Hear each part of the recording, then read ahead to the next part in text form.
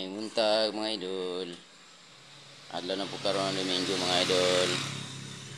Adlaw na po ting simba mga idol. Ning bata mga idol kay adlaw ron ting simba.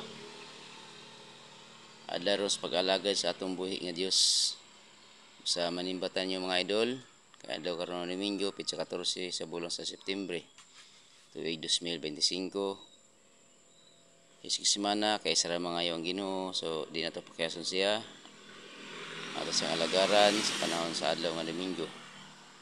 Kanang Domingo adlaw ting pahulay nga ka-idol busa ato magserbisyo ta sa Ginoo, musimba ta, malagad, pasalamat sa mga grasya na iyang gihatag ug sa kinabuhi nato mga ka-idol.